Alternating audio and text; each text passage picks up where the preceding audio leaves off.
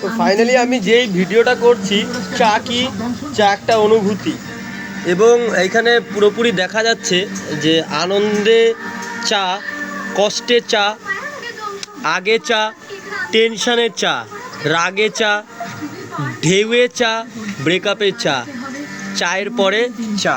তো এরকম একটা ভিডিও। আঙ্কেল, এই কাপ কবে থেকে এখানে সেল হচ্ছে? এই কাপটা কিন্তু খুব ভাইরাল কাপ, চারদিকে এই কাপটা খুব ছড়াচ্ছে। হ্যাঁ, মাস তিনেক ধরে। দারুণ লাগলো এই ভিডিওটা সবার জন্য। এই জায়গাটা, এটা বনবনিয়া তাই তো, দেবীনগর। তো এই চা যদি খাওয়ার হয় এরকম একটা কাপে আসতেই হবে আপনাদের। এখানে চা বাদেও তো আরো কি কি পাওয়া যায় সম্ভবত? কি কি পাওয়া যায় চা বাদে?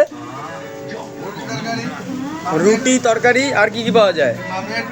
মামলেট, রুটি তরকারি। সারাদিনে মানে কতক্ষণ দোকান খোলা থাকে? 3টে পর্যন্ত। আচ্ছা, মানে 1 ঘন্টা ছুটি থাকে। রাত্রেবেলা 10টার সময় আসলে চা খাওয়া যাবে? তো রাতে 10টা বাজলে চা খাওয়ার জন্য আসতে হবে। কাকিমা রান্না করছে। কাকিমা কি রান্না হচ্ছে এখানে? এখানে এইদিকে আবার উচ্ছে দেখা যাচ্ছে, টুকরো টুকরো করে কাটা, লম্বা লম্বা করে। মাছের ঝোল দিয়ে কি হবে? এইটা কি ওর মধ্যেই দেওয়া হবে? না না, এটা মাছের ঝোল করলাম। আচ্ছা, আর এই জিনিসটা?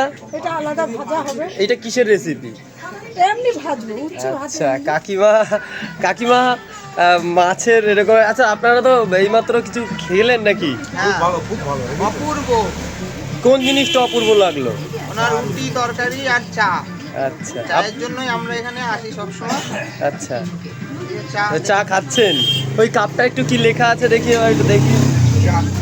হ্যাঁ, ক্যামেরায় দেখি, দেখা। সুদূর বনগা থেকে এসেছি এখানে চা খেতে। বনগা থেকে এসছেন চা খেতে।